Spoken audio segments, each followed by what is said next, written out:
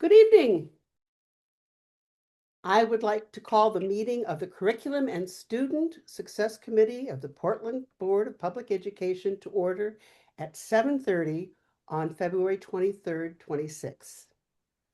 We are meeting in a Zoom method, and at this point, there may be some people that need to be pulled over from the attendees. And I don't see them yet, but I am Julianne Opperman, Chair of the Committee and District 3 Representative, and I'm joined at this point with Representative Lena, who is at large, and with Dr. Proctor and Ms. Didrikson and Ms. Buckley. And tonight, I'm presenting middle school data that most of you have seen and some that you haven't. And I hope we have a great conversation about the middle schools and their needs. So with that, anything else, Dr. Proctor? Yes, thank you, Dr. Opperman. I am looking for the transcription button and I'm not seeing it. Haley, would you be able to assist on where I should look? Yes, I just double checked it. I think Zoom has updated. It should be available in the cloud recording. So we should be good on the back end. Hopefully, I just looked at the settings because it ever changing technology. Well, I just did not want to lose any of the statements that people made that are, I mean, these are all incredibly important and it's good to see. We can have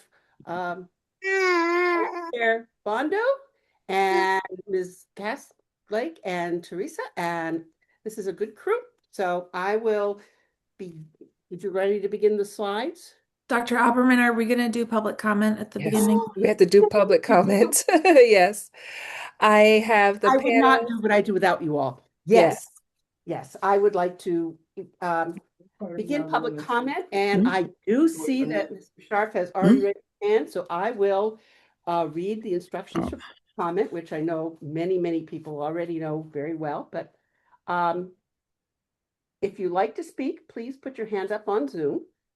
And members of the public may speak on any subject directly related to the operations of the schools, except for personnel matters or complaints concerning specific employees or students, which shall be addressed through established policies and procedures. If an item is on the agenda for a vote, which there may be at the end of this, please use that public comment time associated with the item. Comments are limited to a maximum of 3 minutes or 6 minutes for an individual using an interpreter to make their comment.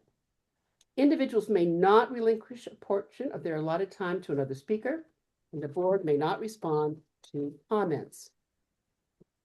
Speakers must refrain from engaging in disruptive conduct, including but not limited to vulgar and or obscene language, threatening others using words or by other actions, using pejorative or discriminatory language with reference to a person or a group based on their religion, ethnicity, nationality, race, color, descent, gender, or other identifying factor, making defamatory comments, exceeding the allotted time limits, talking over or interrupting others, offering repetitive comments, and offering comment on matters unrelated to the school district's policies and programs and operations. I will stop any public comment that are contrary to those rules. So you've raised your Zoom. Please, when you are brought on, introduce yourself with your name and address. I will keep time. You have 3 minutes, and I will let you know when you have 30 seconds remaining. And we may begin with Mr. Sharp. Stephen Sharp of Brackett Street in Portland. I've just come actually from the Operations and Finance Committee meeting where I learned that this meeting was going to address some stuff regarding the middle schools, which I was not aware of because I don't really look at the curriculum agenda, sorry to say. I do appreciate that you have everybody in gallery mode so that I'm not looking at one face all the time. The chair of that committee needs to learn how to do that. Um, uh, I'm not quite sure why the issue of closing a school is a curriculum issue, especially considering the school actually, just based on the information I heard in the other meeting, that school should be condemned. And I um, there clearly should not be having children, students, and teachers using that building based on what the information that I heard in the other meeting. But having said that, I've been in the opinion that it should be closed even before the mechanical issues have come to light. The school system has the capacity to operate with two middle schools. It make much more sense to do so. And actually, feeder schools would work better, apparently.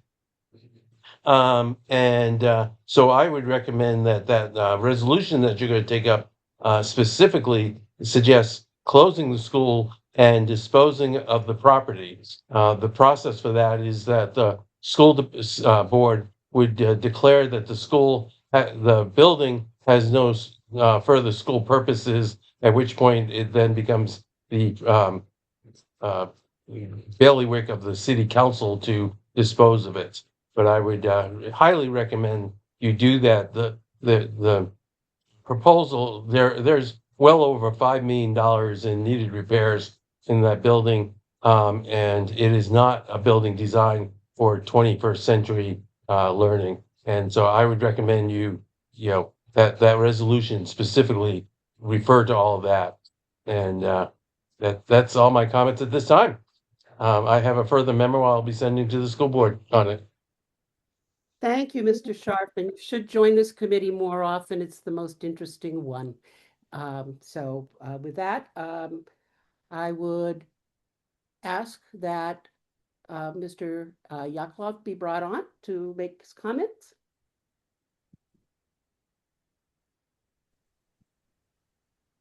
Hello, good evening. My name is Damon Yakovlev. I live on Bolton Street in Portland.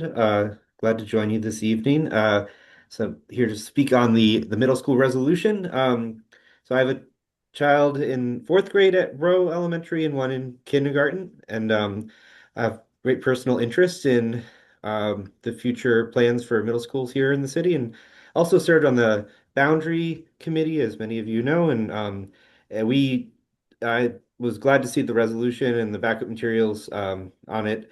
The slides mention the work of the boundary committee. We did dig into the question of middle schools quite extensively, and so I can speak to the need for continuing to look into that question based on our findings. We did not come up with a final recommendation on where exactly to draw the boundary lines for the middle schools, in part because it is very complicated. There's pluses and minuses to where you draw the boundary lines. And we did look at a lot of scenarios. And one of them that we did look at for feasibility was a two middle school option. And it did show that, at least on paper, it appears to be feasible with some drawbacks, pushing utilization rates up into the low 90s based on the information we had at the time, which may or may not end up being the final numbers based on where demographic trends go. Could be higher, could be lower, more likely lower, I think, based on what's happening, but we can't predict the future with absolute clarity. I think one thing I'd like to encourage is that when you set up the resolution, you do allow for some flexibility to um, consider that we can't make perfect predictions, and also that we can make things like this work on paper, but we also have to consider the human dimensions and um, non-quantitative aspects to it. I think that's really important. Something I'm sure you all will be thinking about.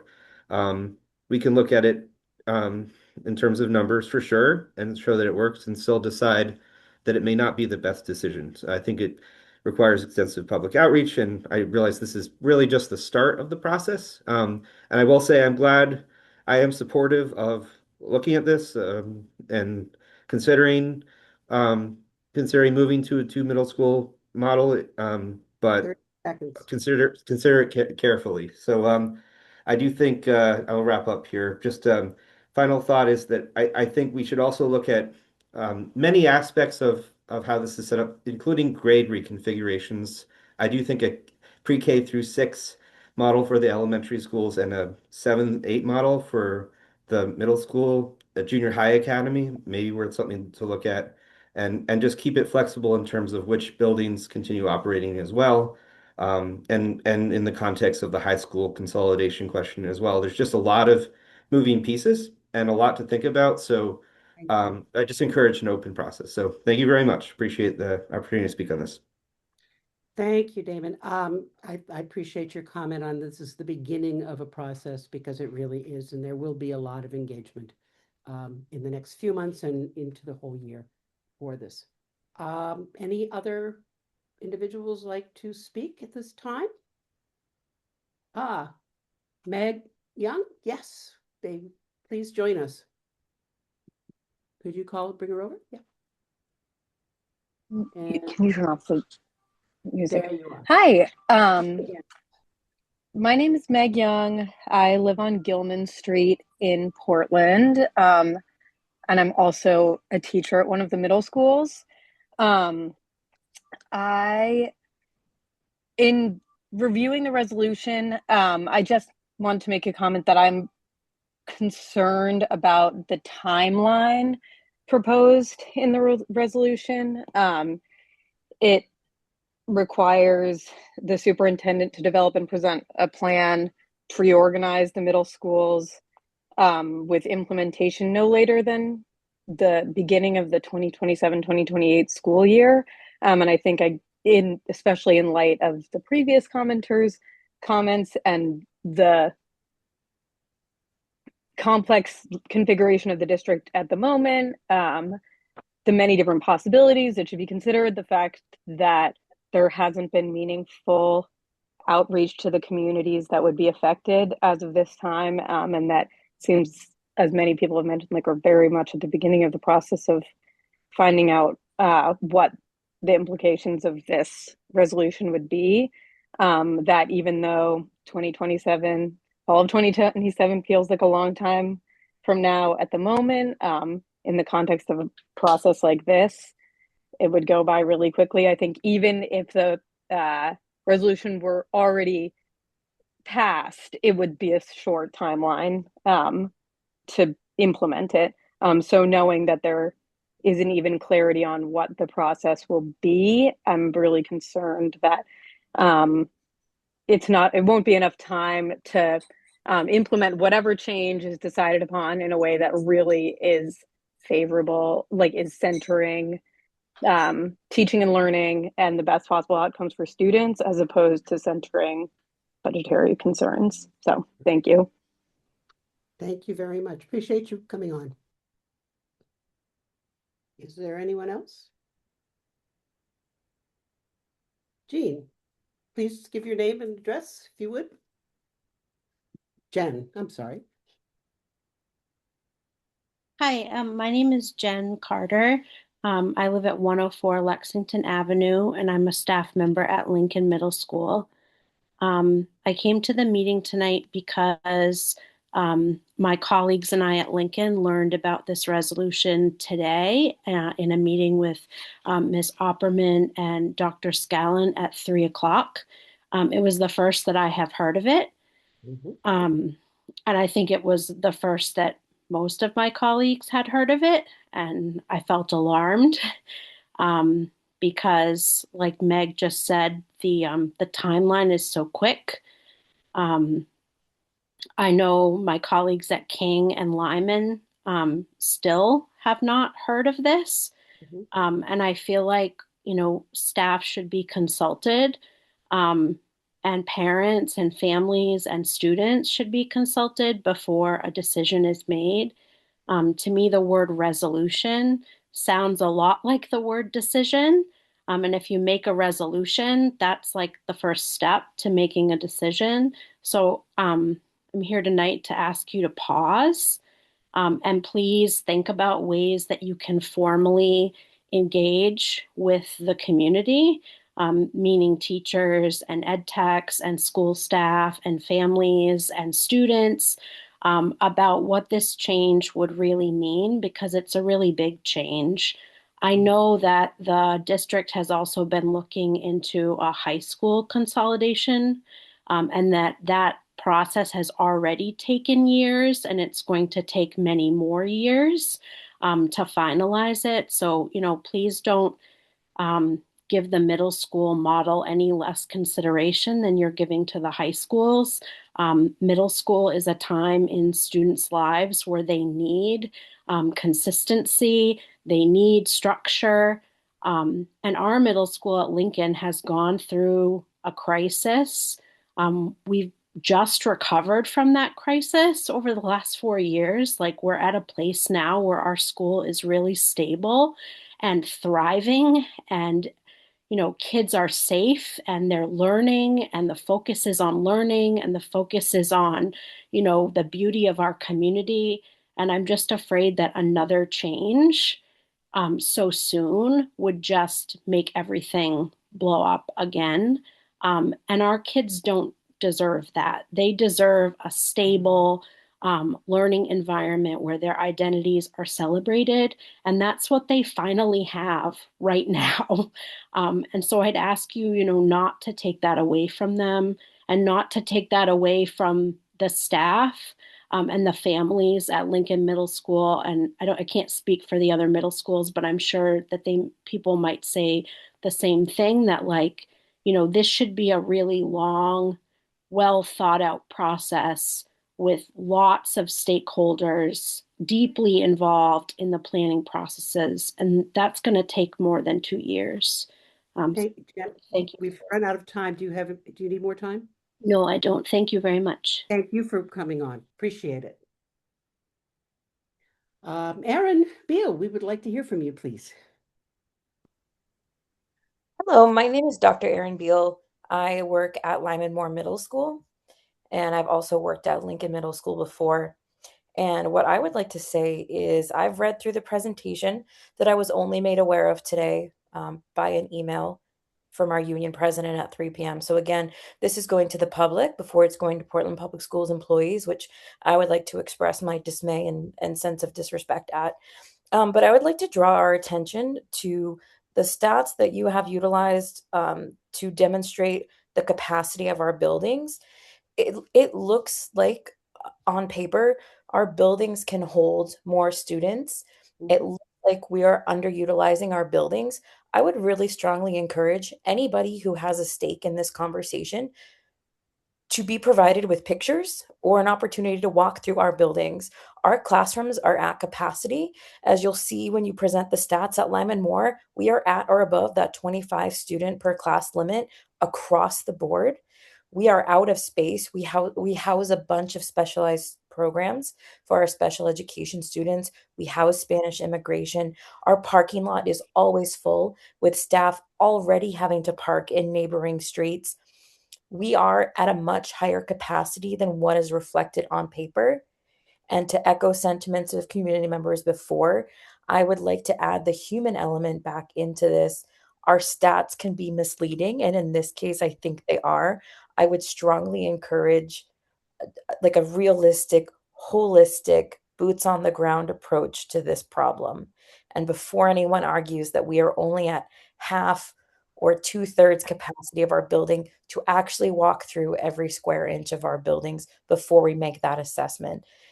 Lyman Moore cannot house 300 more students than what we currently have.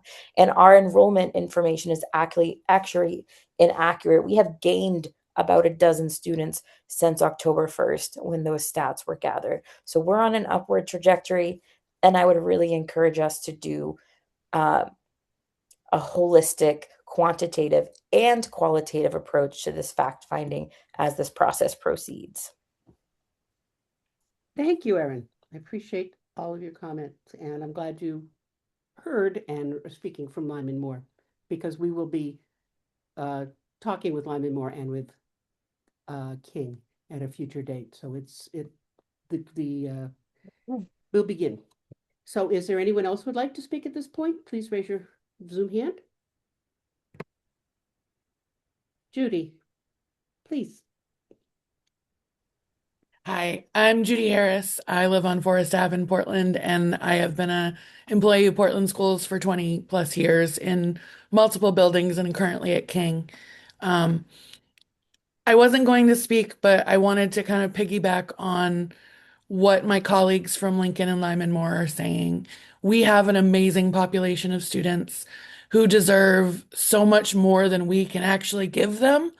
And it's a constant struggle for me to make sure that I'm doing my very best to teach them, given the constraints that we all face. And that's life. You have to make do. I know it shows in the numbers how large the math classes at my building were last year. And as a math teacher, I speak strongly to that, especially with the population we see at King. I can see a lot of positives from the idea of consolidation.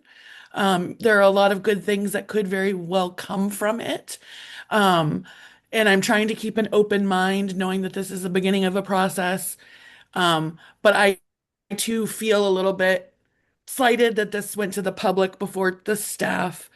Um, and I also really want to think about the facilities we have. None of our buildings are really up for having more students. I think about King, and we have no place that our entire student body can gather as a student body and be a community of a whole school, unless it's nice out and Fitzpatrick isn't being used.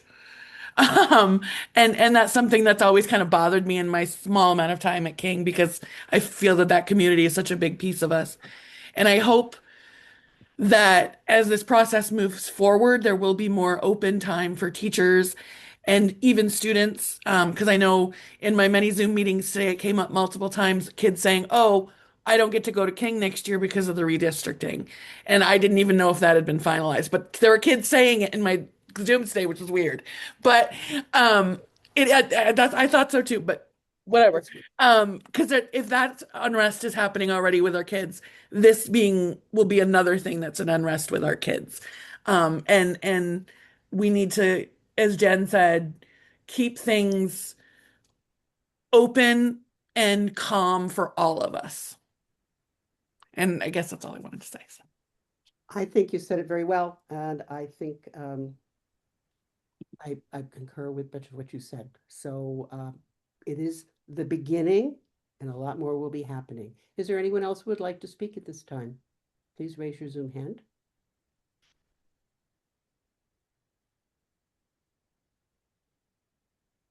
I'm not seeing any Zoom hands. Then I will close public comment at this time and begin the presentation. I'd like to thank everyone on this who has commented.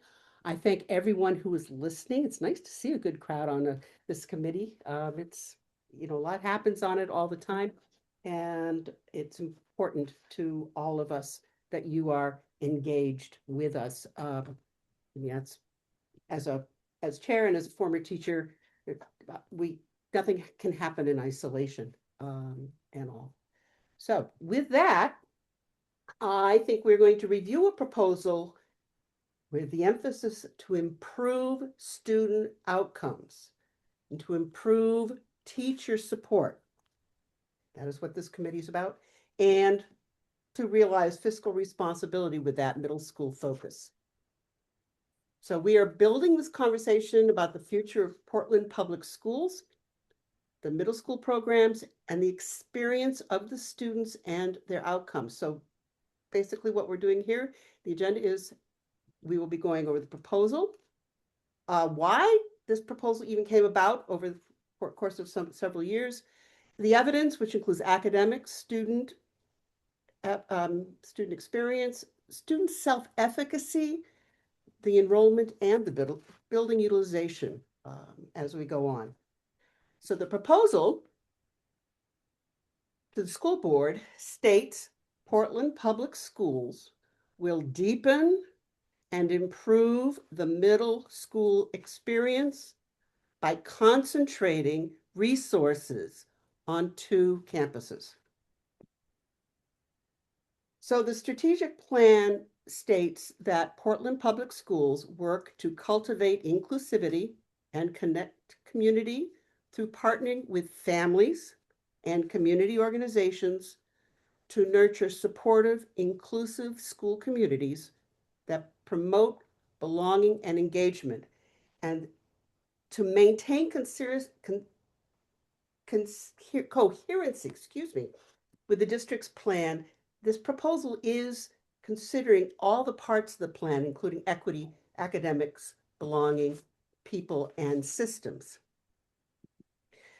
Now, 3 years ago, the Portland Public Schools did significant work on how we wanted our graduates to be empowered and successful. Multiple meetings with parents, students, teachers, and the community produced the portrait of a graduate and the portrait of a school. The 5 pillars define the scope of the portrait. So a graduate has a self-advocate that can say, I understand and take care of myself. They are community builder, collaborating with and advocating for others. They are a lifelong learner, an effective and culturally responsive communicator, and a creative problem solver. All of the characteristics are underpinned by a robust, comprehensive education, as demonstrated by the curriculum, the student outcomes, and the student experiences. The curriculum and the experiences should include academic, social, emotional, and physical education, so that academically, Portland Public Schools should provide a high-quality instructional materials and academic achievement through high-quality staff. They should provide opportunities to engage in extracurricular activities, provide emotional support systems, including advisory and make it happen, and meet the physical needs in many ways, including lunch and breakfast for all students. So, why this proposal? This is what goes back to several years now of listening to family and teachers and students. The community of teachers, parents, and students have questioned the Portland Public School middle school programming. This is anecdotal and not sufficient to move on the proposal. We need strong evidence and a solid plan to reorganize the middle schools. So what is the evidence that we have right now? So we have academic evidence of communication and computation knowledge and skills, evidence, social skill evidence that reflects a student's respect for and belief in themselves, and institutional evidence of fiscal responsibility to the Portland community.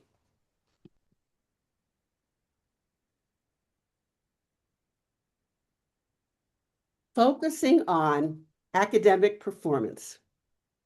We have good data on mathematical and English language arts. It has been hard to move the needle, but the literacy programming in the middle school is showing improvement, and there has been progress over the last 3 years in ELA, but math continues to be an area for growth.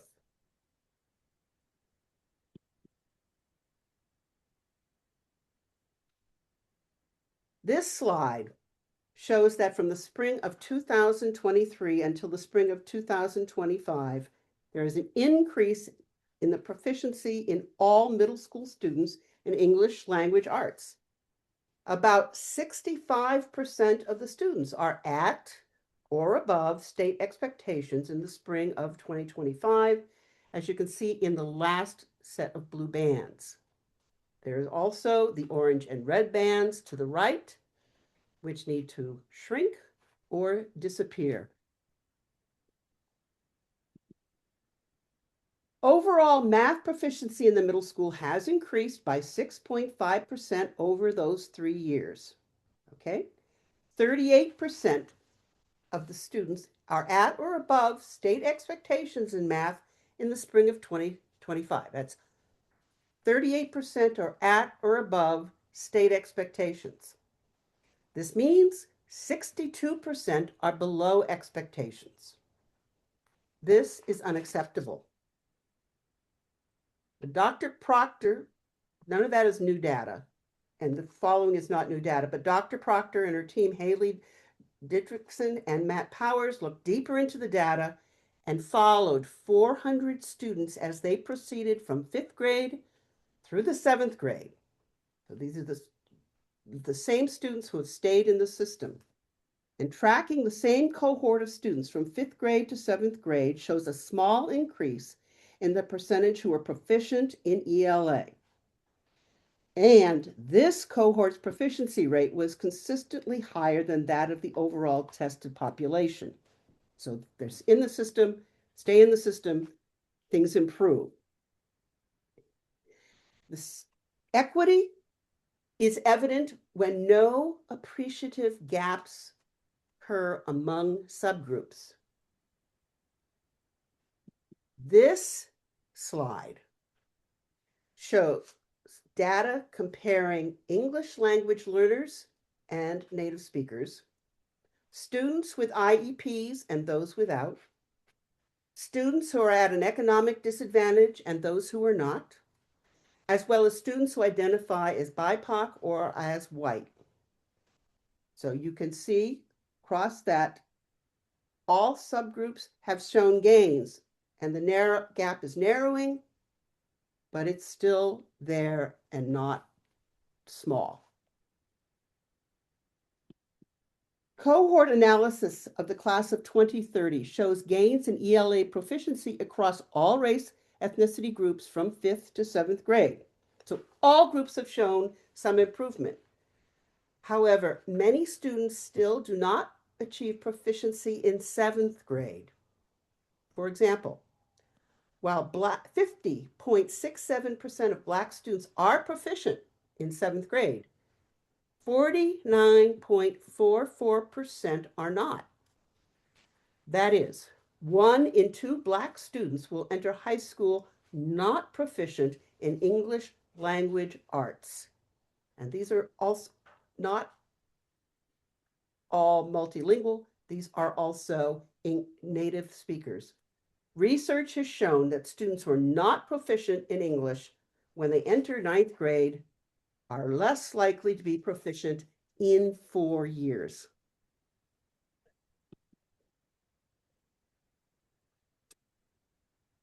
Mathematics data indicates a greater need to assess middle school programming. Tracking that same cohort from 5th grade to 7th grade shows a decline in the percentage who are proficient in math. And this cohort's proficiency rate was higher than that of the general population. Note, there is a 10% drop in the proficiency of the same students from 5th grade to 7th grade.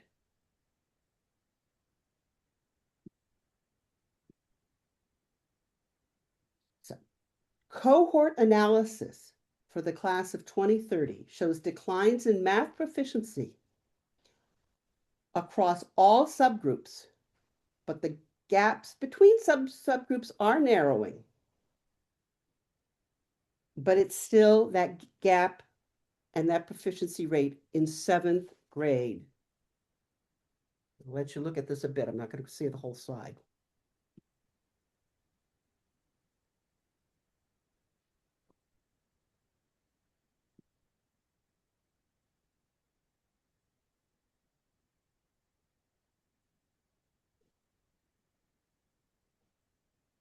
So you want to go back to that one slide, so give them a little bit more time, please, Dr. Proctor.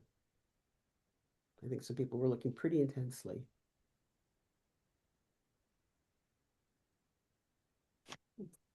Okay, so that now The cohort analysis, the next slide, for the class of 2030 shows mixed declines, gains, and no change in math proficiency across all race and ethnicity groups over those 3 years. The same cohort.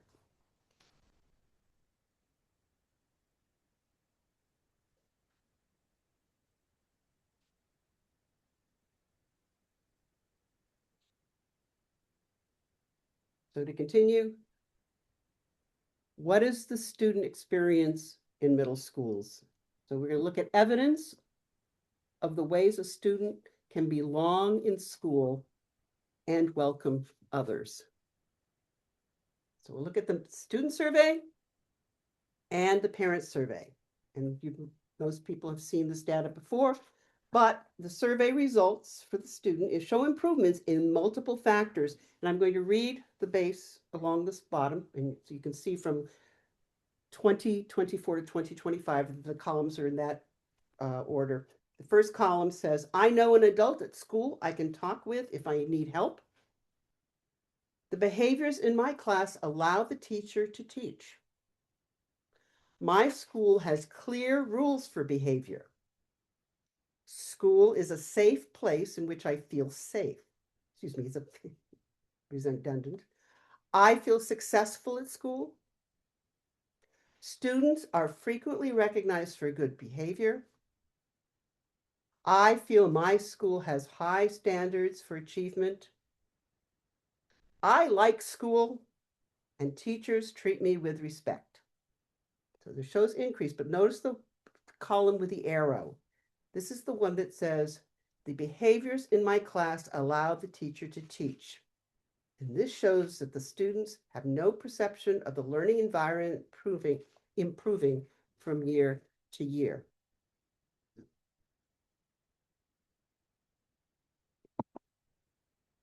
So, family survey results vary across several school culture metrics. All 3 of the middle schools received high ratings from families regarding their belief that the staff genuinely cares about their children. There's never been a K through 12, never been a thought otherwise. And this data asks, what is the percentage of families who agree or strongly agree with the statements? The statements shown here, which are just some of them. The school encouraged me to be an active partner in educating my child. The school has high expectations for students. At this school, the staff really cares about my child. So this to me says that parents believe teachers care about the students, but the teachers need to expect more from those students. The lower portion shown here, so on a scale of 1 to 10, parents are asked if they would recommend the middle school their child attends. So you can see the data there, a score of 1 to 10. And if you look at those numbers, that means 1 in 4 parents would not recommend their child's school. Another aspect of students' belonging is student self-efficacy. The term we use in education a lot and other places, but self-efficacy is an individual's belief in their capacity to execute behaviors necessary to produce specific performance attainments. Self-efficacy strongly influences or even determines a student's success in school or in life. So we're going to look at attendance data, behavior data, and suspension data to see what evidence there is about a student's respect for and belief in themselves. So first, looking at chronic absenteeism. And I know you all have heard this a lot of times about chronic absenteeism, but I'll define it again. Chronic absenteeism is determined when a student has missed 10% or more of the school days in which they have been enrolled. The data on this slide reflects chronic absenteeism as of February 4th. So this means if a student has started school in September, they have missed 9 or 10 days already.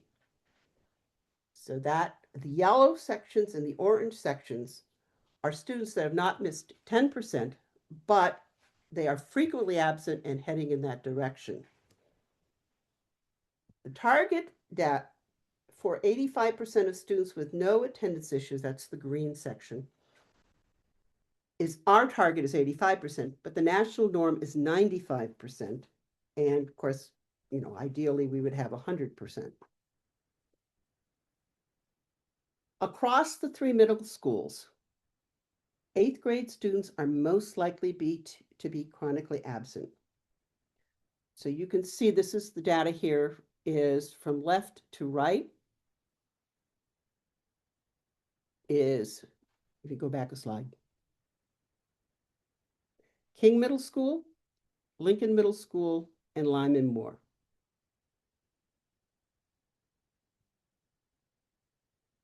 The 8th graders, the next slide, 8th graders are most likely to be chronically absent. So as a student ages through the school, they're more and more likely to be absent. And if they're chronically absent in 8th grade, they're likely to be chronically absent in 9th grade, and the situation is compounded. Chronic absentee rates vary by race and ethnicity categories across the middle school. So here, this is the categories from left to right are Asian, Black, Hispanic, Native American, and 2 or more races, and white. Of great concern is the 3rd column. The Hispanic population really warrants immediate attention and action with understanding chronic absenteeism. And this is even before our situation this January.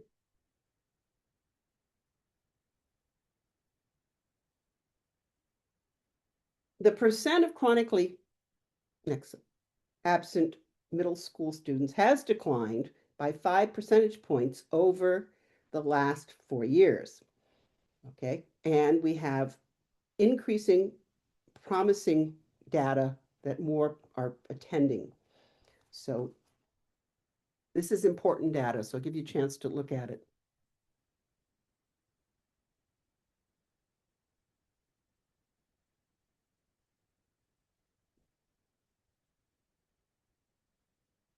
So the next slide, please. From 23-24 to 24-25, we saw a 20% decrease in the total suspensions in middle schools. Student self-efficacy can be influenced by suspensions. And this graph is showing both in-house suspensions and out-of-house suspensions.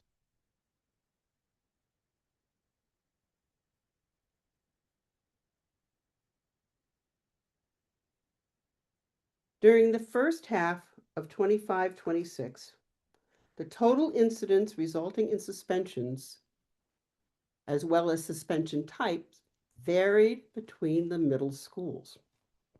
So you can see there's King, then Lincoln, and Moore. Significant differences across them, and it's good to understand why there are such great differences between the 3.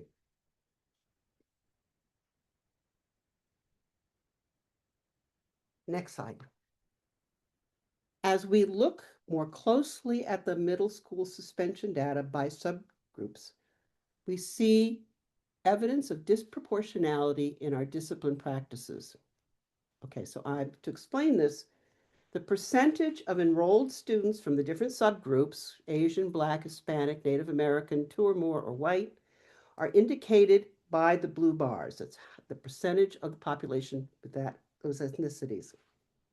The percentage of total offenses that precipitate a suspension is indicated by the orange dot.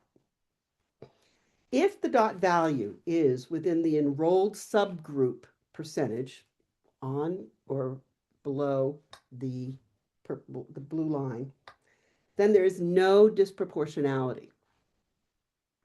So this slide, as of February 1st in this year, shows that Black students represent a disproportionately high share of behavior incidents compared with their share of middle school population. That second line down, the orange dot is well above the blue line. In other words, Black students were more likely than their peers to have a behavior incident recorded. These are all recorded data.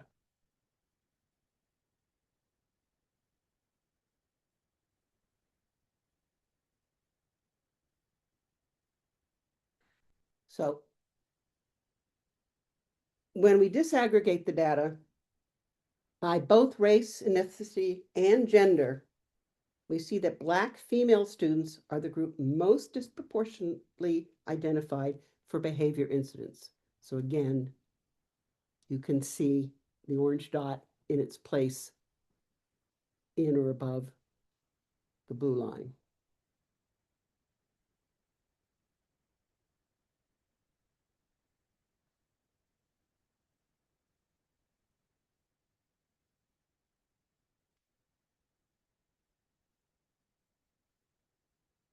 So moving on, we're going to look at connecting students and teachers, but first by showing who is showing up at school and the enrollment.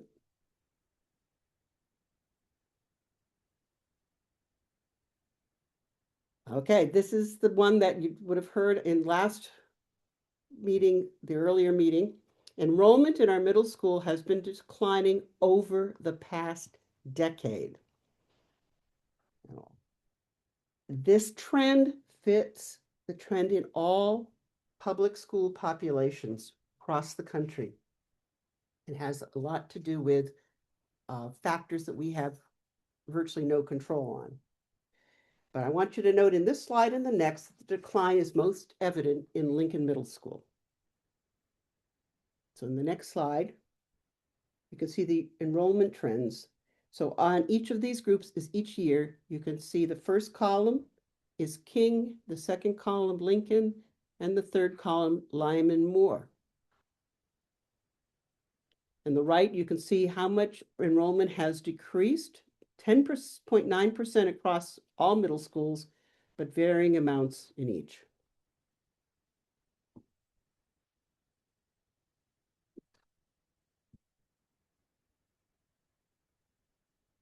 Moving on. While King Middle School has seen a sizable increase in multilingual student enrollment over time, Lincoln has seen a large decrease.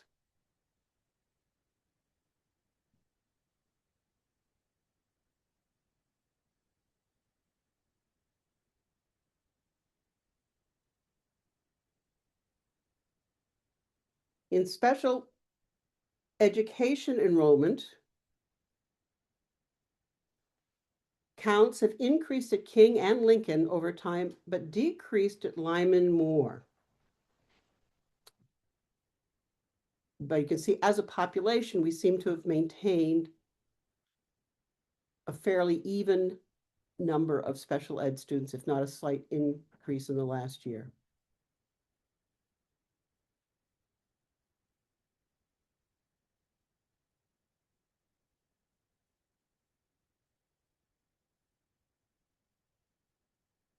District exit rates vary moderately by grade and year, with small increases visible in 5th and 8th grade.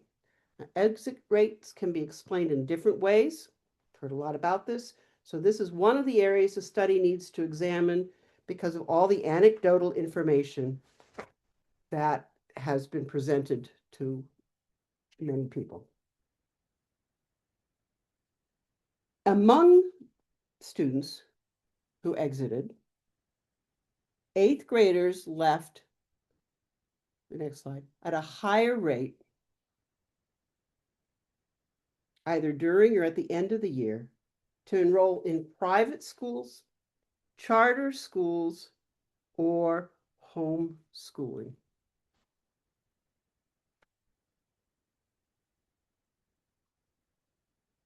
With all this data, the next slide is going to give some basic demographic information about the total enrollment in each percentage of total enrollment of the schools, the multilingual percentage that exists at each of the schools, the students with IEPs, and the percentage of students that are economically disadvantaged.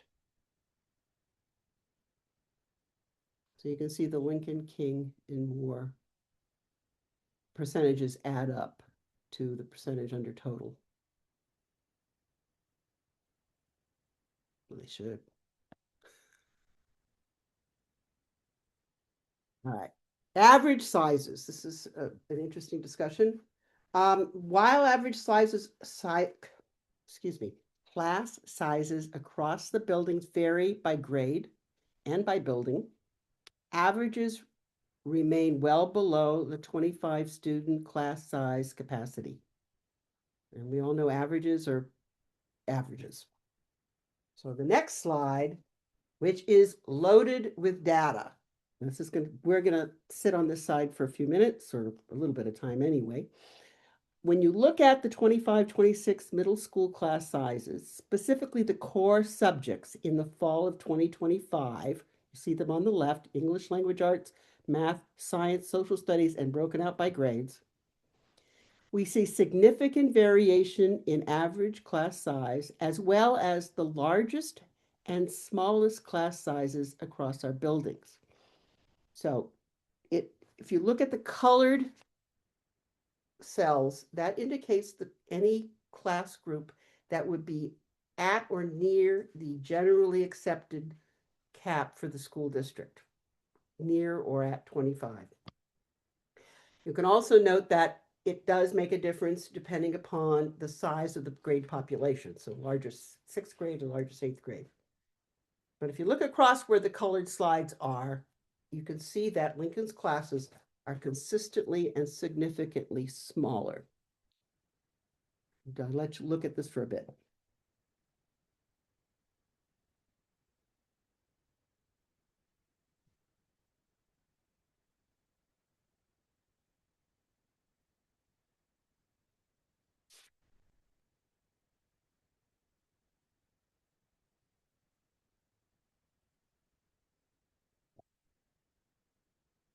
I'm going to move on if I can. So we're going to look at some of the data that we have on building utilization, which came out of a previous study. So are we there? I'm sorry. This enrollment data by building shows the capacity differences. Now, capacity and utilization are mentioned here, and they're different. Capacity is the amount of space in the building available for classrooms, okay? And the numbers at the top talk about how much of that the classrooms are being used. And so it's discounted for things like the gym and the counselor's office, et cetera.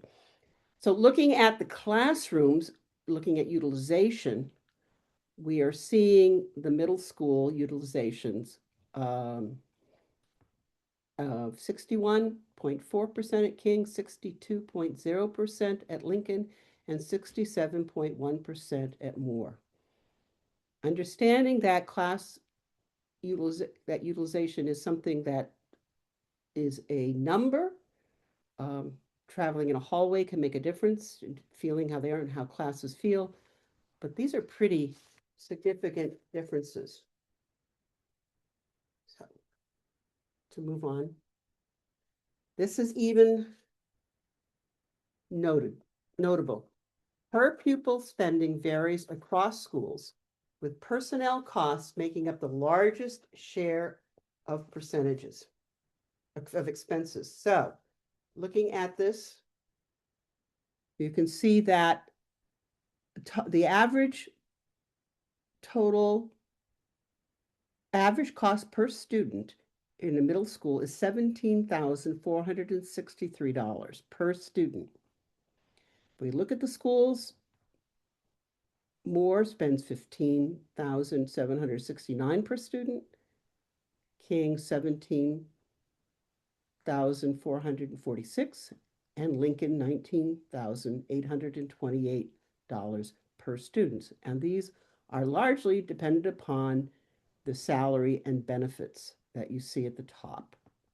But that's a big range and something that is not, in my mind, the focus of this study, but is something to be considered when thinking about the study. So, the direction of the study. The evidence presented here strongly suggests the need to improve student success in middle school. That's the big piece. Any change requires a great deal of study, thought, and more evidence. This is just the beginning. We are not absolutely at the end of this process of thinking of how to do this.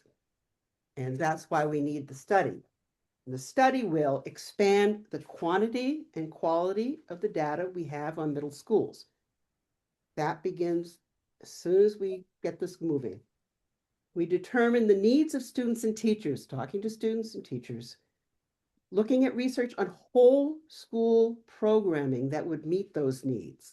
Let's be holistic about it and recommend a plan to the board that ensures improved student outcome, teacher support, and fiscal responsibility.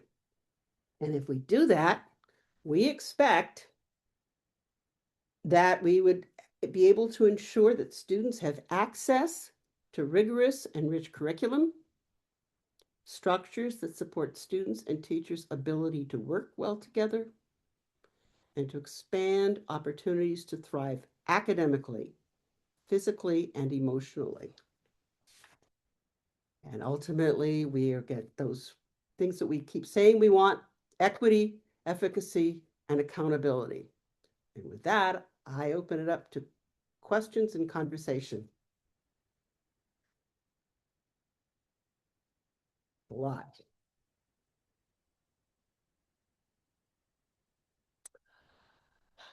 Yes. Nikki, please start. Thank you. I don't have too much questions. I have more comments. And I just want to say thank you. Thank you for the summary and the presentation. So I am not surprised at all after see all the data and everything, because for me, being in the district with my kids for years, even 10 years, it was a little more better than I see what's happening right now. So it's becoming more worse, even though we see a little margin of gaining 6.5 in on the state expectation around mathematics, but it's just maybe a little slide of maybe changing some of the strategy, but we still see a lot of still the large margin difference among English learner and non-English learner. So, and all the subgroups. So it has been like that. And it's becoming more worse, because for me, the way I see that is that the kids who have to learn the English and also learning all the education courses, this is exactly what the bias of our core instructions is standing. Because when I see the way we are providing those education, we need to do more than that. What is really happening inside of the classroom? This is exactly what I mean about us. If I see for us to have the better outcomes to the portrait of the graduate, I think it's not about building size, it's about what's really happening in the classroom. So I think everything you just described, Chair, is just what we need to move. Are we investing to uplift most of our students in need and find them on the level where they are, and making sure that we're using everything possible, funding and allocation, to make sure then we can reach to the level and reducing the achievement gap. And one of the things that I want to look at is on the suspension rate. And since if we don't work on the social emotion and somehow the escalation to try to identify the reason why we suspending, why we have those lack of cultural competency, how we identify the incident, those behavior incident, we're gonna still having the label of the Black girls be the one really label and target with the most behavior incident. Is something then is all over the nation. Nothing is new in Portland, but I feel like then, yes, it's a lot of emotion when I see this, but I feel like, you know what, it's just the way it is, but we have a lot of to do, at least to reduce a lot of bias in our current instructions. This is just my comment, and I'm ready to move the work forward. Thank you. Thank you, Mickey. Maya? Thank you so much. I have a lot of thoughts and a lot of questions about this. I used to be a middle school teacher, so this is definitely something I care a lot about. I also have children in elementary school. Um, I have, I'm very much in support of doing a review of the middle school programming. I have a lot of concerns about assuming that consolidating the middle schools is the solution.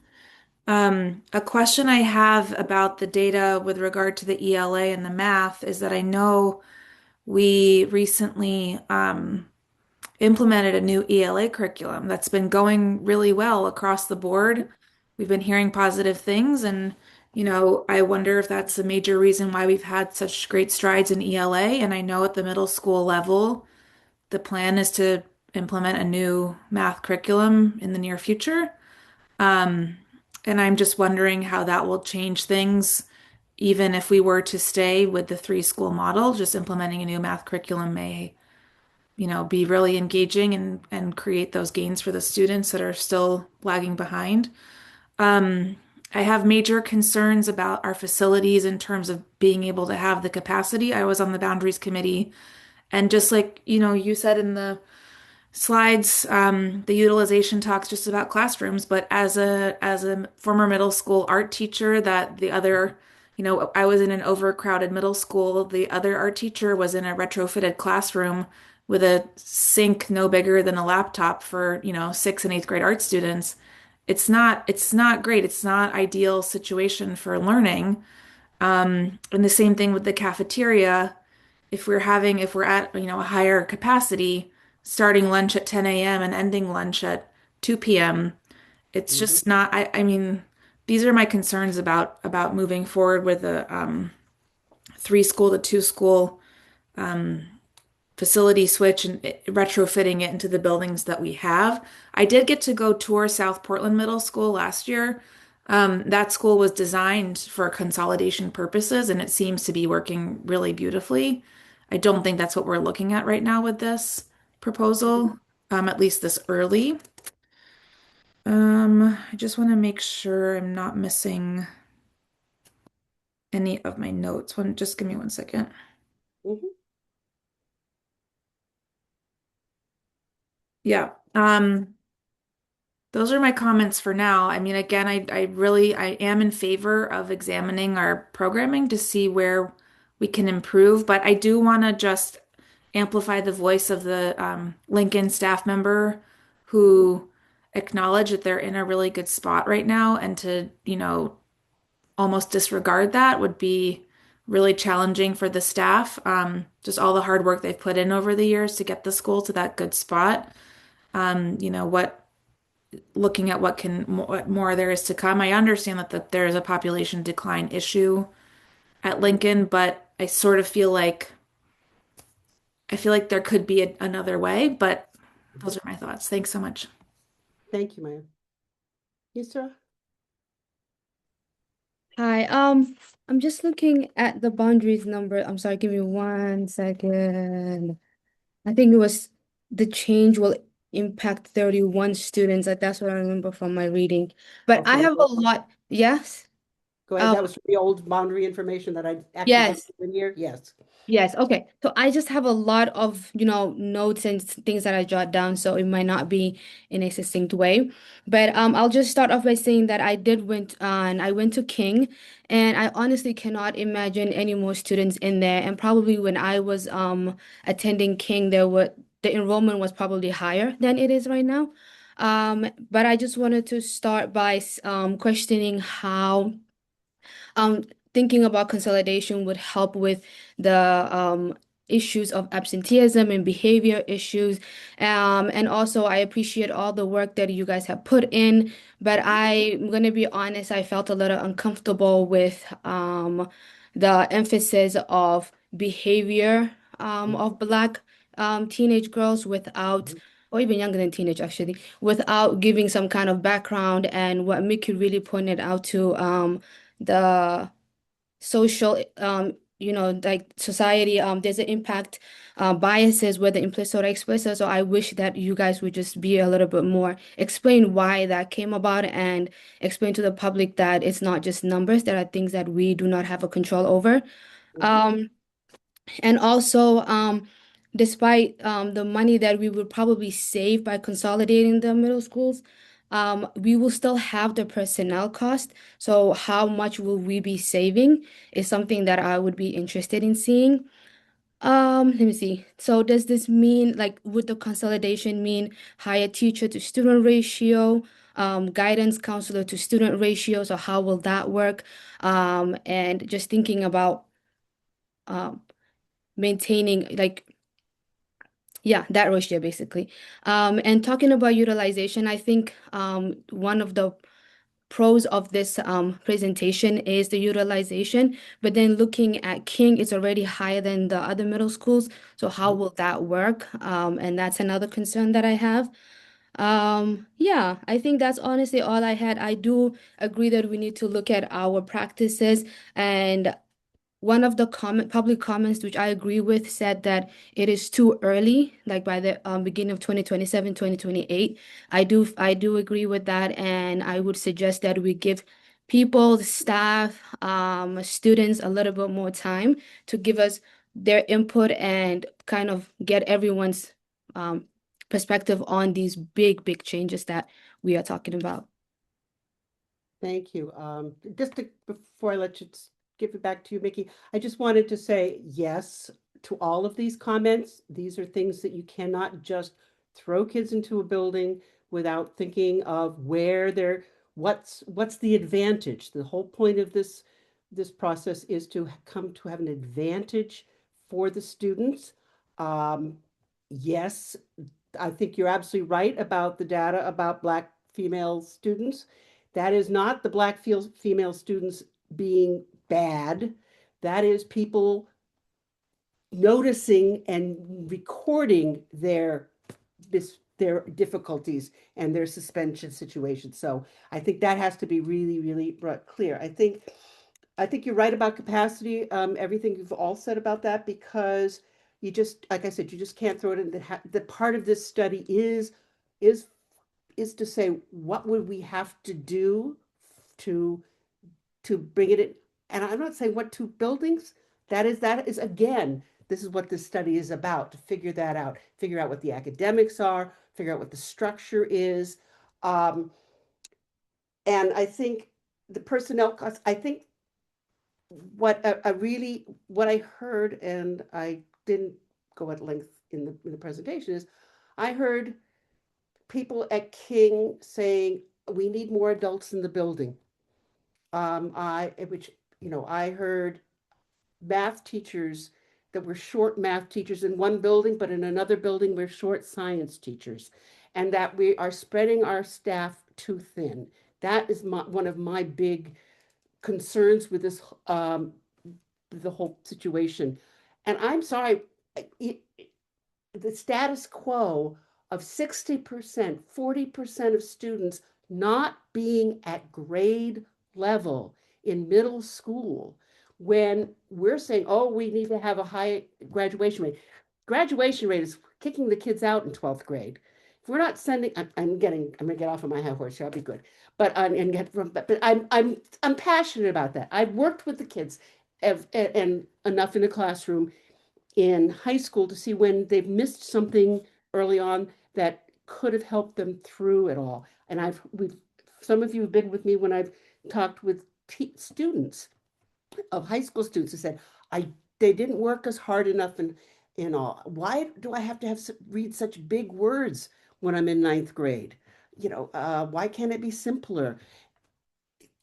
We're not doing them a justice. I mean, that's all of the things you said. I'm absolutely agree with you about, and all. So I think I'll stop there and let you all say what else you wish to Oh, say. I think I just want to add, sorry, Mickey, that Sure. you and I definitely do agree that we need more rigorous, and I feel like a lot of people do it, and I know Mickey talks about it a lot as well. One last thing that I forgot from my previous rant, sorry, is how are we going to decide like um which students go where Right. in this a consolidation plan. Will we use resources like the boundary committee did and determine based on where people live, transportation? But then we saw from the committee there was a lot of concerns that they ran into. So it's just a lot, and it is really good work, and I know you're very passionate, but it's a lot. I'm sorry about No, that. you're good. But yeah, no, those are all things that are need to be invested. Time needs to be invested.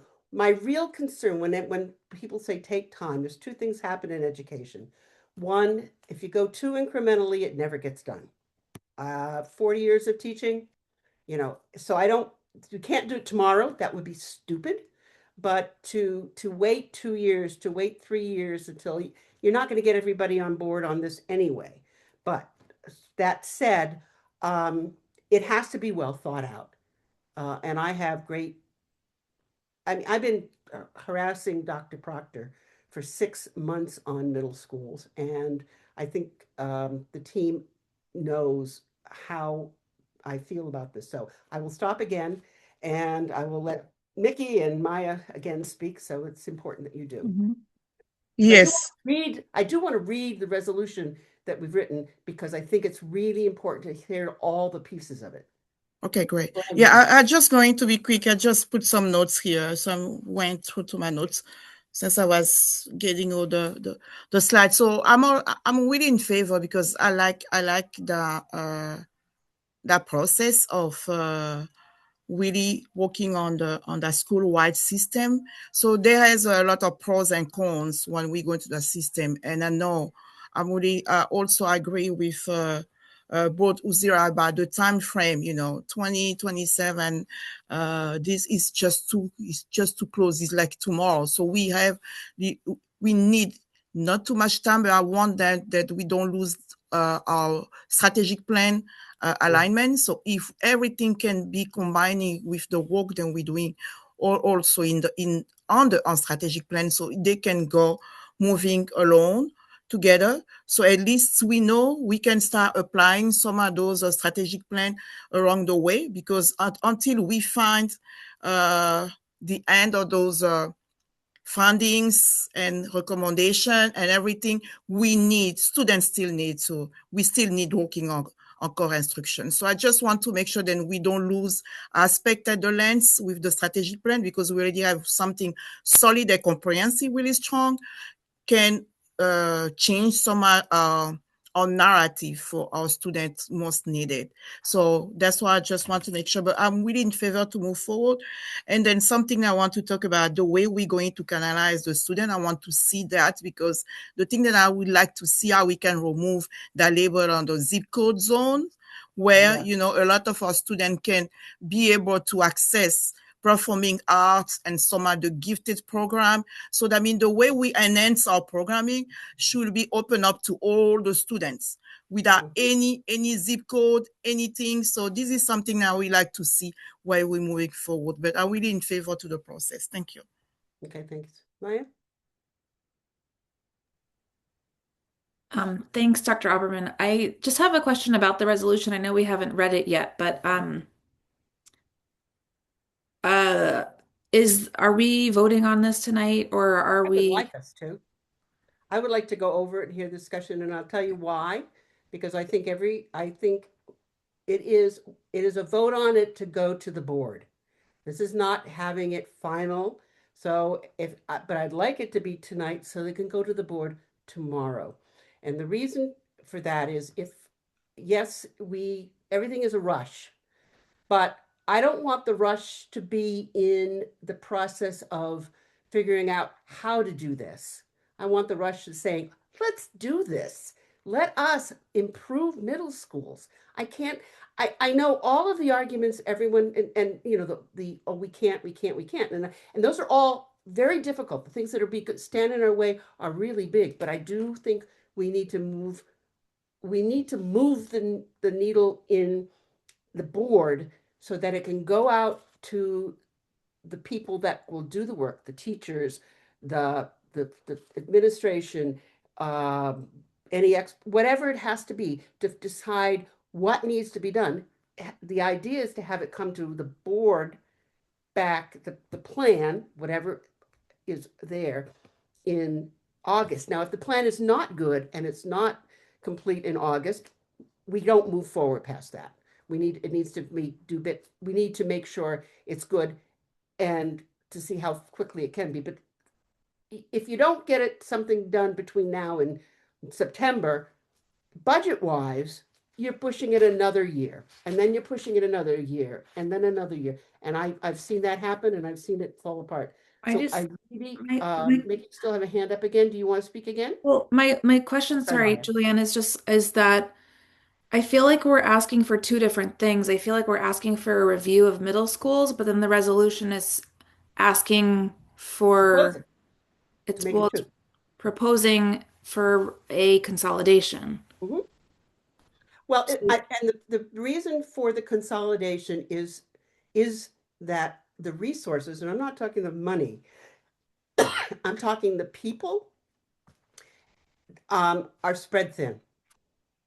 They just are. Excuse me. They're spread thin, and keeping 3 schools and trying to do this is going to keep them thin. We're not going to get taxpayers to pay extra money to beef up 3 schools.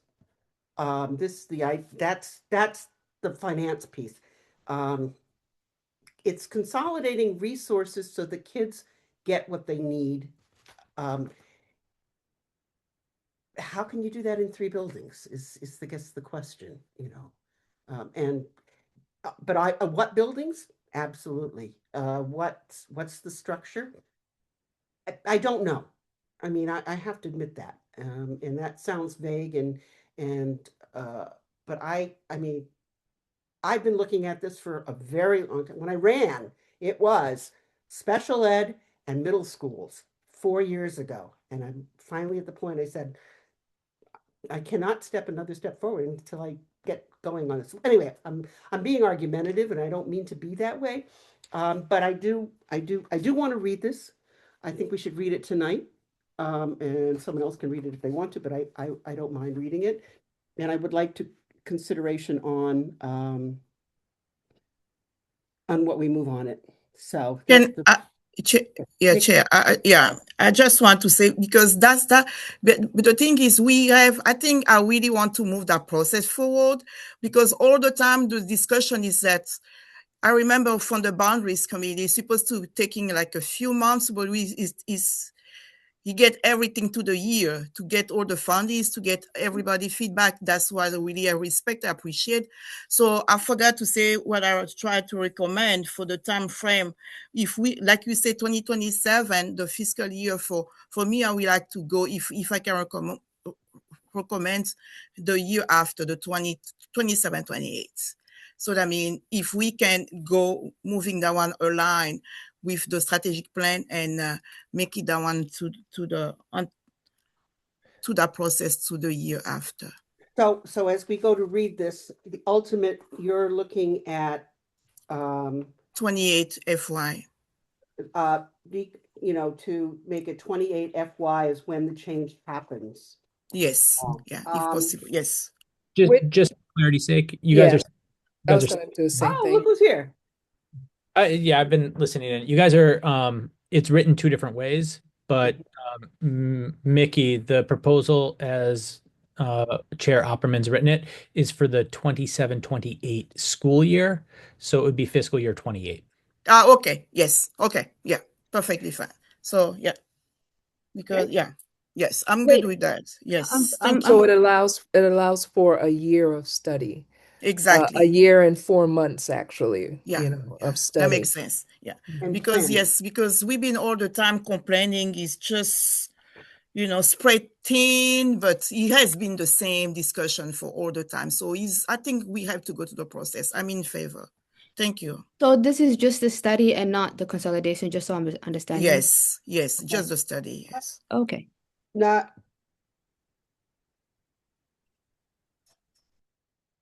I'm looking at this, and though this, if you read it, it will be a configuration of 2 middle schools for implementation no later than the 27-28 school year, is what is written here. So that's what's in this board.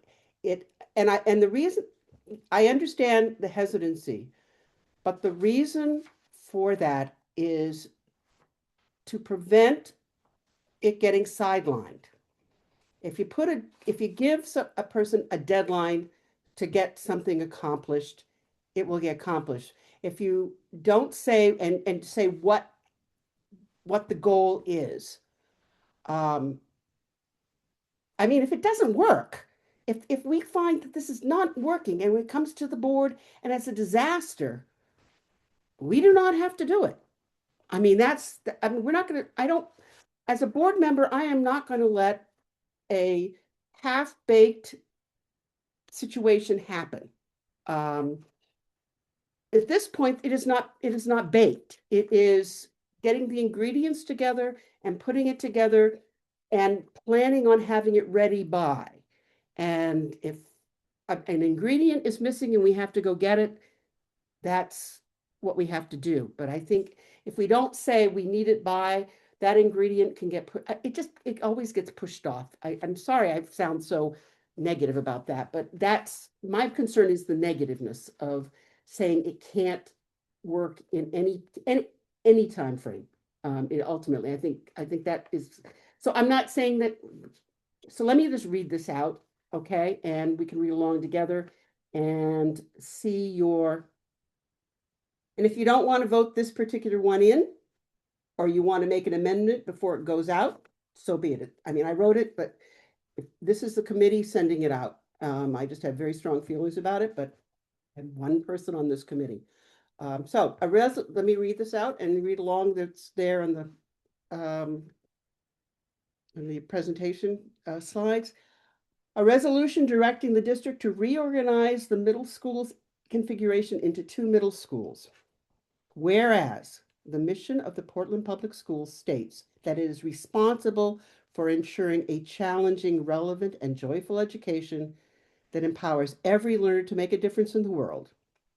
And whereas the district has experienced decreased enrollment with a significant decrease at the middle school level of more than 10% over recent years. And demographic projections indicating that the enrollment is unlikely to return to prior levels in the foreseeable future.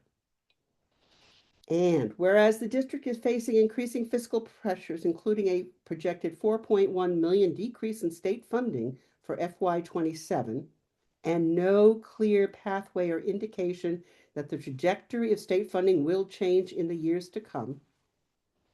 Whereas the Boundary Committee research indicates that the facilities of each of the 3 middle schools are significantly underutilized at about 60% utilization, resulting in inefficient allocation of operating and capital resources.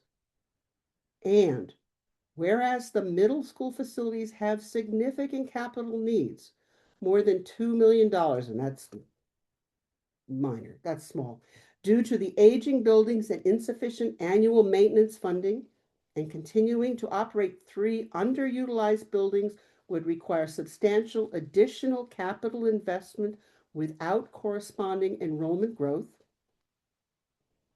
Whereas maintaining multiple under-enrolled middle schools limits the district's ability to provide robust and equitable offerings such as adequate staffing, comparable schedules, school-wide systems and supports that include MTSS, extracurricular activities, special education programming, gifted education, visual and performing arts, and services for multilingual learners, and may result in inequitable student access to courses and services depending on campus assignment. And whereas the administration and middle school leadership have done substantial work already to develop more rigorous and engaging programming and opportunities for all students, and whereas the board recognizes that what school consolidation may raise concerns related to school size, transportation time, preservation of school identity, student belonging, staff displacement, and affirms that these concerns must be directly addressed through intentional planning and mitigation strategies. And whereas a consolidation to 2 comprehensive middle schools may allow the district to maintain sustainable enrollment levels assigned to facility capacity, strengthen academic programming and enrichment opportunities, improve equity of access to student supports and services, increase operational efficiency and fiscal sustainability, better allocate staffing and resources, provide a broader range of co-curricular and extracurricular programming. And whereas Portland Public School Board Policy IGA states that the curriculum must be student-focused, aligned with district's vision, mission, and core principles, provide for learning in a planned, sequential manner, be responsive to the diverse needs of students, be based on thorough research and analysis, be supported by appropriate professional development for teachers and other staff, be chosen with consideration of the input of staff, students, parents, and other interested groups, be affordable and sustainable within the Portland Public Schools multi-year budget, and meet all applicable state and federal requirements. Now, therefore, be it resolved, the board directs the superintendent to develop and present a comprehensive plan to reorganize the district middle schools into 2 middle schools for implementation no later than the 2027-2028 school year. And be it further resolved that the board charges the superintendent to deepen and improve the middle school experience academically, socially, and physically by concentrating the curriculum and student resources onto 2 campuses to provide robust and expansive, challenging programming, include world languages, science, social studies, visual and performing arts, technical skills, and executive function skills. Deep academic support for all students to be above proficiency or higher. Social emotional learning experiences within both the school and outside the community. Daily opportunity for healthful physical exercise in individuals for individuals and or teams. Sound fiscal management of district operations, ensuring that financial savings from consolidation are reinvested in direct student services and instructional quality.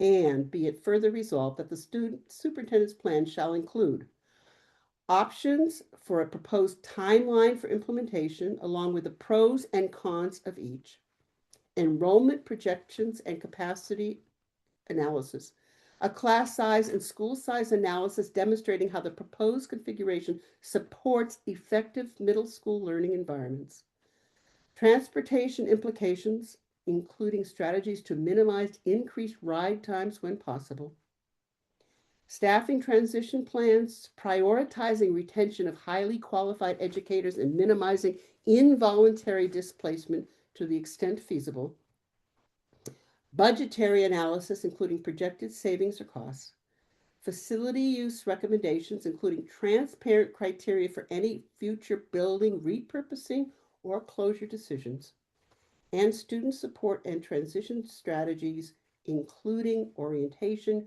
counseling, and community building measures to promote student belonging and continuity. And be it further resolved that the board charges the superintendent with working with the board's public and legislative affairs committee to create a robust community and staff engagement plan to inform stakeholders of the rationale for reorganization and solicit meaningful input on implementation strategies, including targeted outreach to historically underserved communities to ensure equitable participation. And be it further resolved that the board charges the superintendent and leadership staff to solicit input from the Curriculum and Student Success Committee as needed to develop and deliver a report to the full board by August 2026.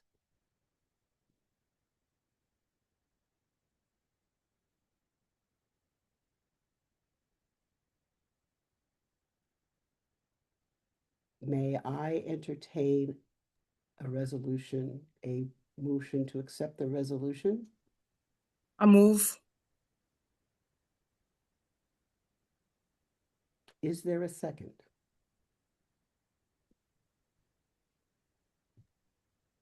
Is there question time? Well, can we ask the second and then we can have the question and discussion? Okay, Yes. I second then. Okay, go ahead. All right, so questions? Discussion? Yusra, you have something you wanted to add? Yes, I am still stuck on the timeline. We expect a full report by August 2026 and then consolidation. I think that timeline is very short. It doesn't give enough time for feedback. And as we were just talking about in our policy curriculum, like we support robust processes, but I think this is going a little too fast. And I will be in favor of this resolution as long as we are able to change those dates.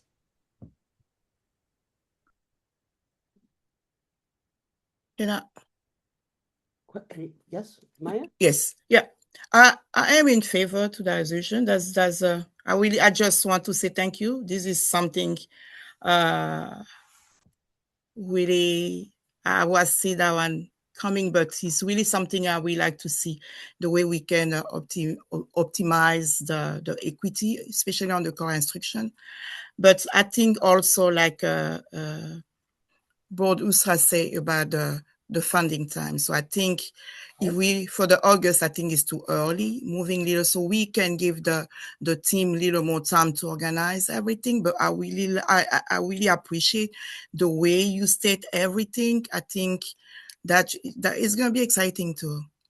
Okay, thank you. To see the funding. So can we just extend a little bit the time frame? And I'm really in favor. Thank you. Okay, let me Maya, and I'll let Maya, and then we can see what we might want to amend. Sure. I actually don't have a problem with the timeline. I like the sort of more aggressive timeline, for the reasons that you stated, Dr. Opperman. But I think what I'm struggling with is that I feel that the resolution makes assumptions on what the best outcome will be by presenting that the two-school model will be the preferred outcome without knowing anything about facility use or anything like that. Or if we have, do we need to build two brand new buildings? Is that going to be the way that it goes? Or are we going to have to, put additions on to a couple of the middle schools to accommodate for size?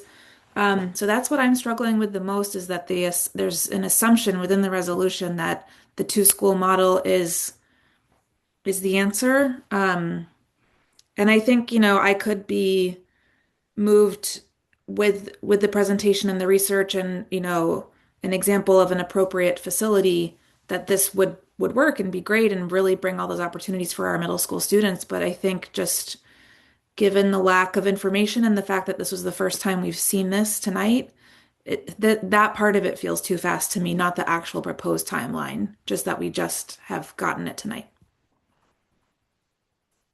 Yusra? I feel like what Maya mentioned, time will give us more, like time will allow us to dig dive. Wow, I can't talk.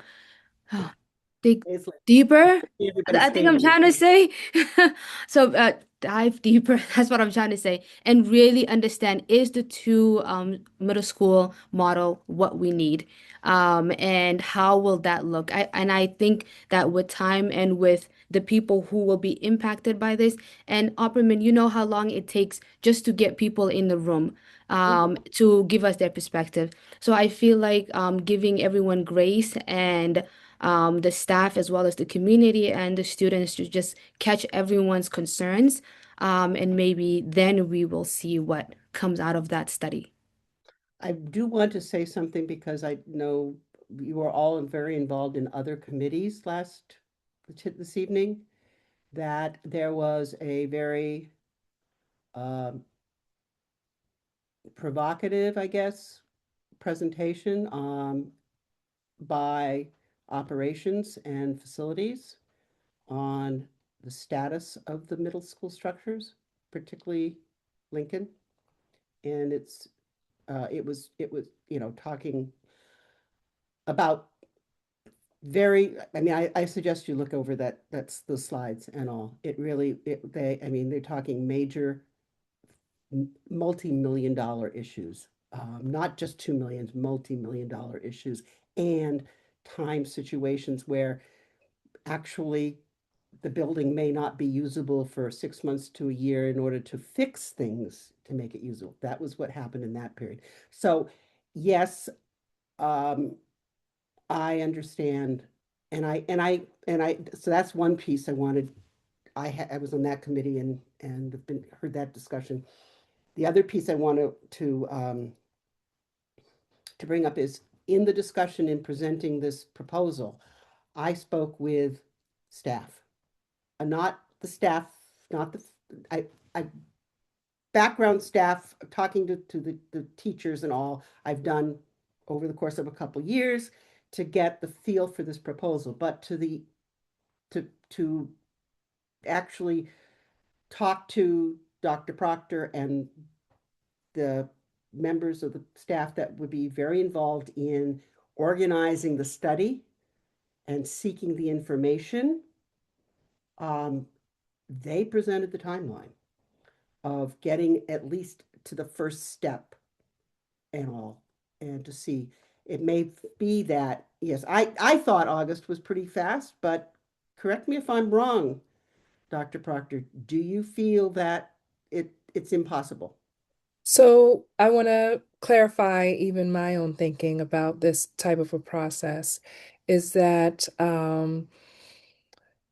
August, I'm not sure about where we're saying the August timeline. We're looking at doing a review, a study, engagement, and then making a recommendation. There would be benchmarks along the way over the course of a year, and I'm calling it a year and 4 months because we're in February, and when we talk about 20 the school year of 27, 28. We're talking about September, potentially, whatever the first day of school is. I envision if we're talking something like August, we're talking about presenting back what the design of the study would look like, and then have a period of multiple months to engage community and folks with benchmarks for reporting back to the board, to the committee on how the study is going. And then there will be, if it is going in a direction where there is a recommendation, most studies end with some form of finding and recommendation, then the recommendation would come in sufficient time to start thinking about and planning for implementation.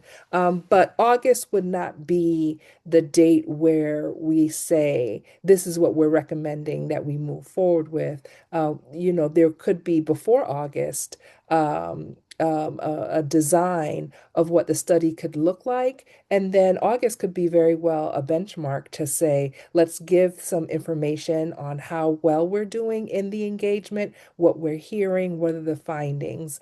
And then, we have all of next school year to continue to design and to continue to plan for for implementation.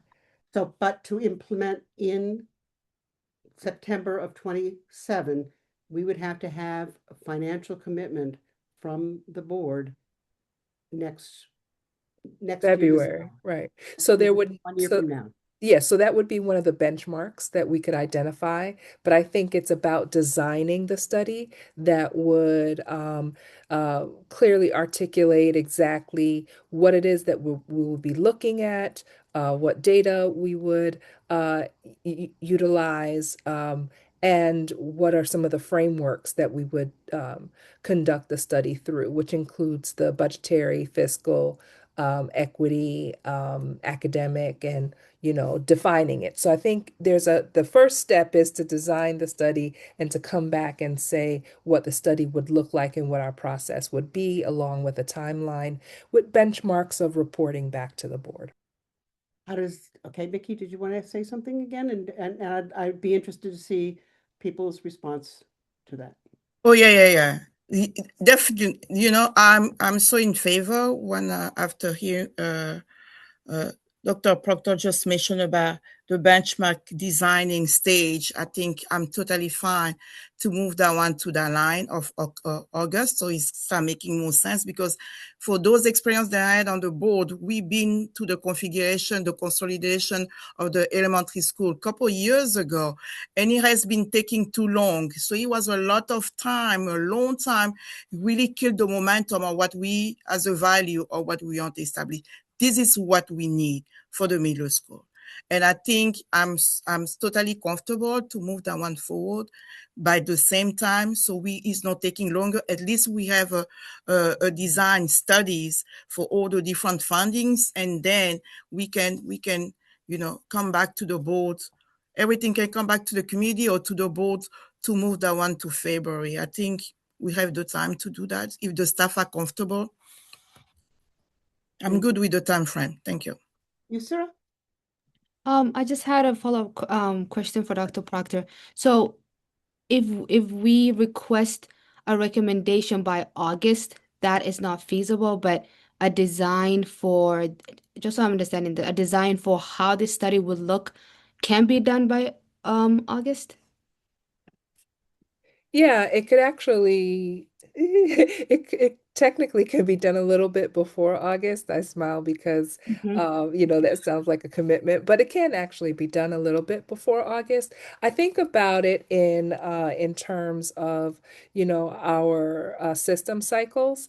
And so, yes, maybe by June we could say, hey, this is the framework of what we're designing, and this is the timeline for the design of the study. And then the design, that timeline might say by August, we will, engage in this way, and we'll have a benchmark of information to share throughout the summer, maybe by September. Then there's December, when we start even unpacking what our budgetary forecast will be. Then there may be another benchmark,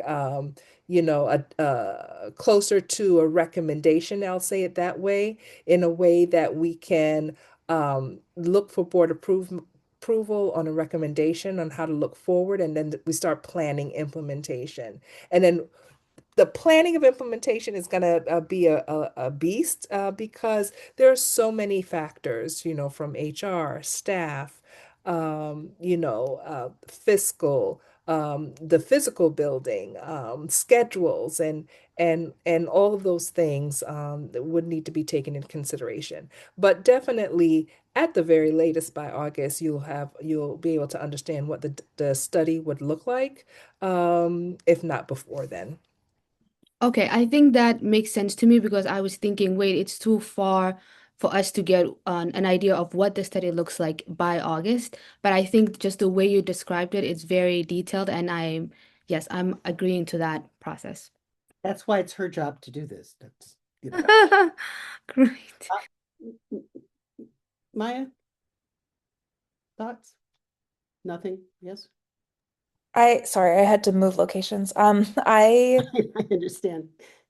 I'm just still feeling the language of the resolution isn't fully sitting well with me, and I haven't had time to work on amendments to it, so that's where I am right now. I don't feel comfortable voting on it, but again, I'm okay with the timeline. Um, so All right. I personally need more time with it because I'm struggling to direct the school department to consolidate to two middle schools because I don't know that that's the right answer. Got it. Okay. So at this point, I'm going to ask Chair Lentz for the protocol at this point. So we have a motion, we have a second, we've had some discussion. At which point do I open up because we have people that want to speak to this from the public? Yeah, so it goes questions, public comment, discussion, and then a vote. Okay, so at this point, we've had questions. And we've had a lot of discussion too. So could we please bring in Erin Beal so we could hear the comment they have?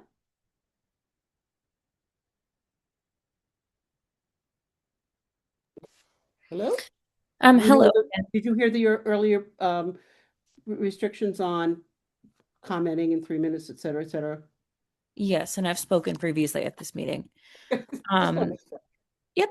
I'd like to circle back to Maya's point, and that tying together this outcome of consolidation in our research is actually very dangerous science. I'm deeply concerned about it to go into our research review of programs with such a blatant bias of this lens of consolidation. I think is dangerous and it would lead us to getting incomplete or inaccurate results. I absolutely think we should go forward with a review of programs. It's what's most equitable for our students, and that process should be expedited. I have very deep concerns with tying our review of programs to the consolidation. They are separate studies and need to be conducted as such. I believe that we need to conduct the review of programs, what we have for resources, personnel, building, program, otherwise, what the needs of our students are.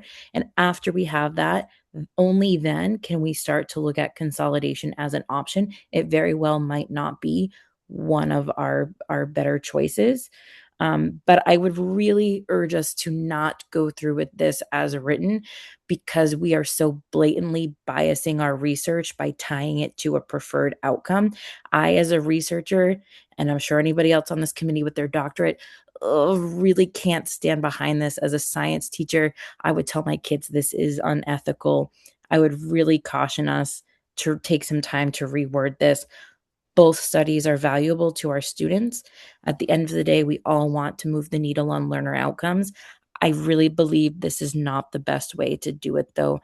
Please consider rewarding these studies to be separate from each other. Thank you.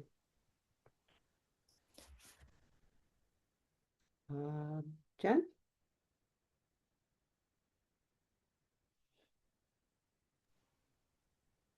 Hi, thank you. Thank you for all the discussion and all the work that you've put into this. And thank you for listening to the small amount of public comment that's here tonight. I agree with everything that Erin just said. I would ask you to take a pause and not vote on this tonight. Those of us who have spoken tonight are the people that learned about it at 3 p.m. or after. And those of us who are speaking now are people who have the privilege to stay on this meeting with very little notice, and that we are not representative of the entire community of staff, families, and students that I think you really need to hear from before you vote. Take some time to think it over yourself, like what amendments would you want to make? I agree with what Maya has said about not making recommendation for a two-school consolidation model because that sounds like a specific decision. And this resolution is saying like by 27-28 school year, we will consolidate. I feel really uncomfortable with that as a middle school teacher. Please don't do that. Please take some more time to think about it, and please take some more time to really speak with people in the community, other staff, other parents and students before you recommend to the board to do something. I feel like that community outreach research should happen first.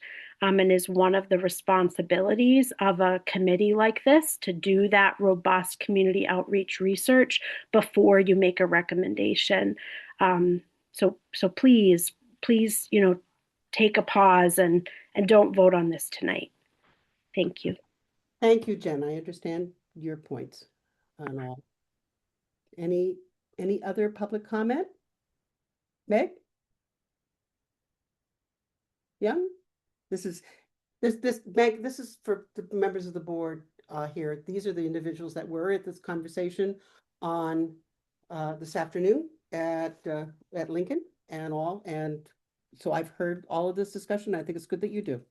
So Meg, go ahead, please. Yeah, absolutely. Thank you all so much for this robust discussion, and thanks for all of your hard work for our students. It was really beneficial to hear the different angles and all the perspectives that people bring to this issue. I want to just echo Jen and Erin's comments in terms of really the necessity to conduct a robust study that considers all the outcomes that could really benefit and move the needle in terms of academic outcomes for our students, as opposed to starting with a recommendation for consolidation and then kind of reverse engineering the outcomes of a study to justify that recommendation, I guess would just be the first thing that I would say. But I guess, again, I just really want to call people's attention to the proposed timeline. I know there's been a lot of conversation about the timeline, but just that as it stands right now, as Dr. Proctor mentioned, if the outline for the study comes to this committee in August, and then a recommendation is made to the board by February, by a year from now, that gives March, April, May, June, July, and August 7 months to implement a consolidation of 3 middle schools to 2 middle schools, if I'm understanding the timeline correctly. And as Dr. Proctor mentioned, there's so many different components that would be involved in that consolidation in terms of HR, staffing, facilities. There's been a lot of concerns raised that neither of the other 2 middle schools have the current capacity to absorb the students from Lincoln. So even if the study goes forward, even if the process for consolidation goes forward, and I know that there are a lot of really good arguments for that, especially in terms of equity for all of our students across the district, but we're not going to be able to achieve those equitable outcomes for our students if we're only taking 7 months to implement that change for all of the students. That's my concern. Thank you. Thank you. Stephen, would you care to speak?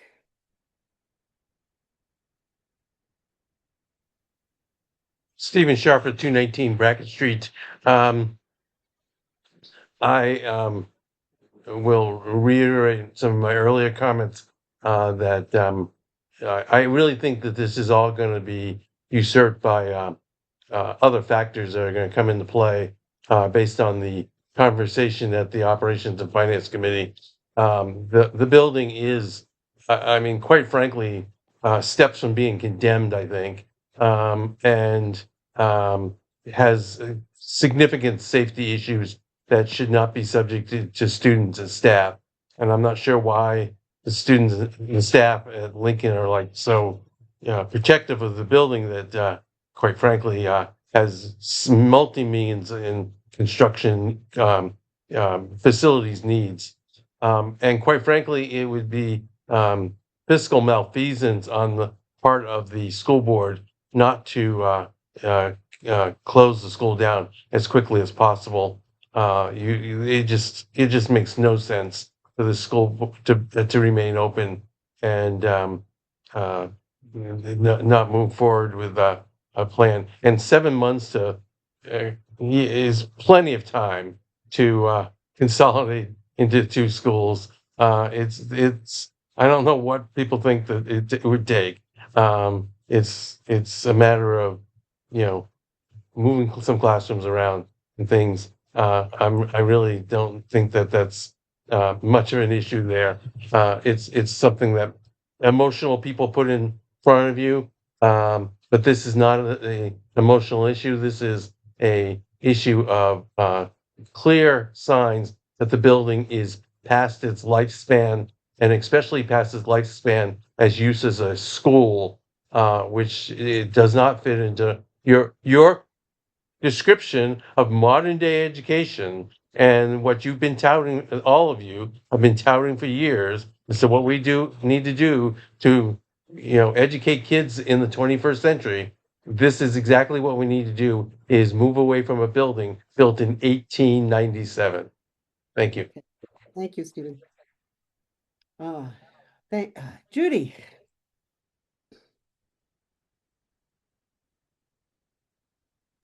Nice to have you back. Sure. Good to be here. Thank you for listening to me again. This is Judy Harris. I live on Forest Ave, and I've been teaching in Portland schools for a very long time. I just want to say thank you for taking the time to go through all that data and to break things down so that my brain kind of understands how the overarching stuff works. So thank you for that, Dr. Proctor.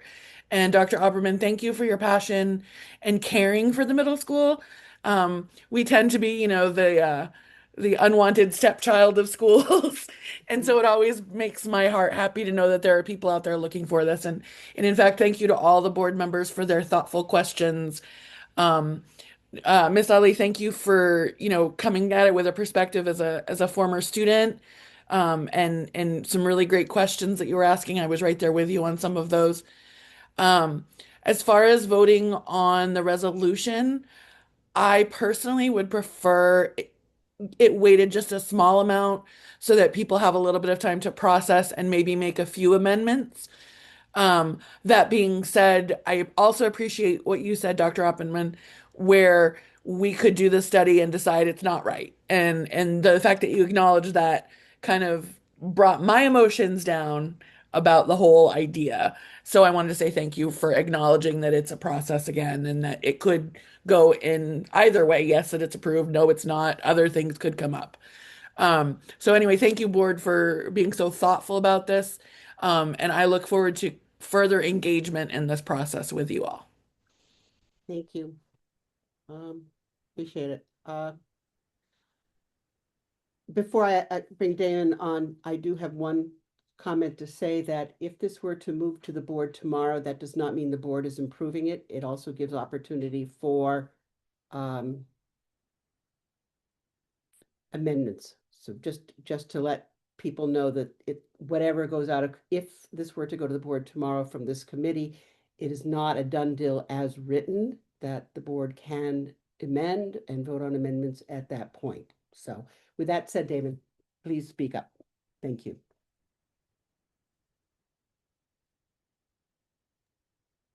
Hi, Damon Yakovlev, Bolton Street, and just want to say I appreciate the presentation.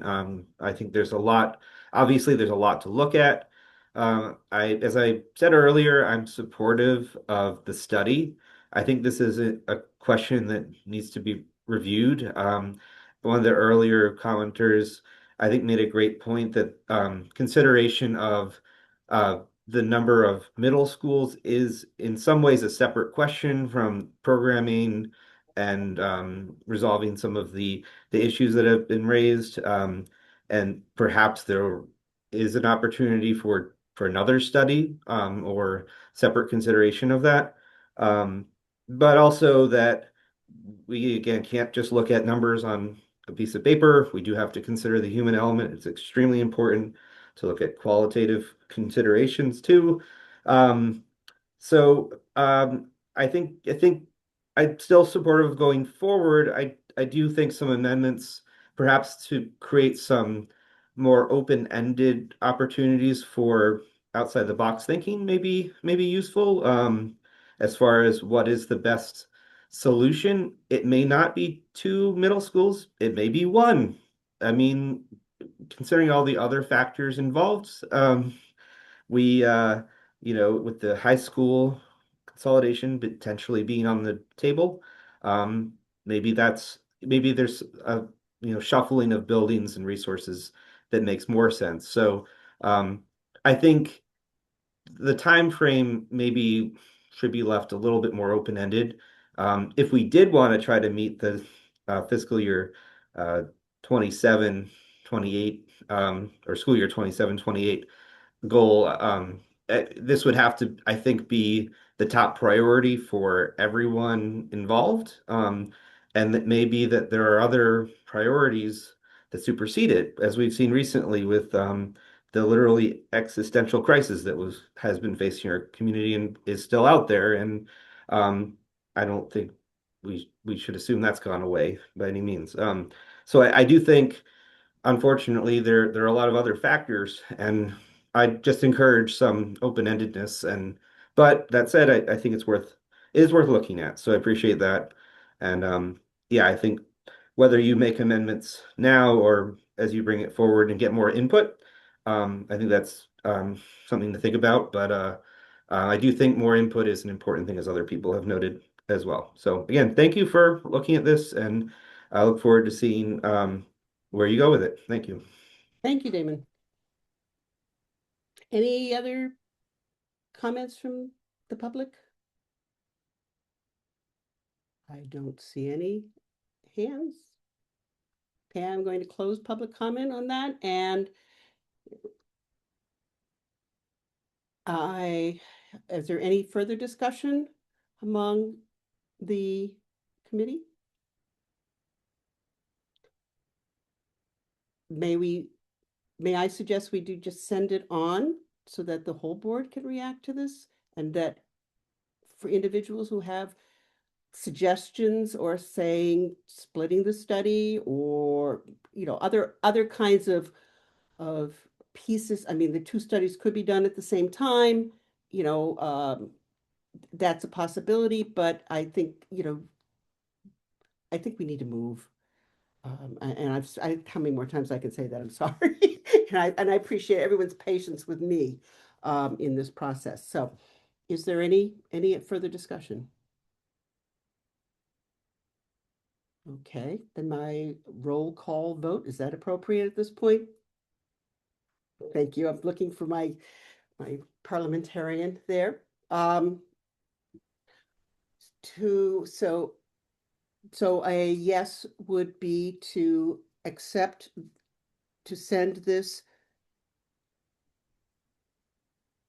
resolution on to the full board for a first read and board action as they deem fit. And I guess Member Ali?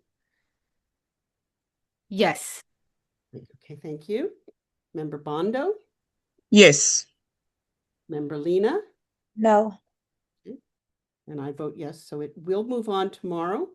I hope that Member Lena, Member Ali, who have very strong opinions about how this should be going on,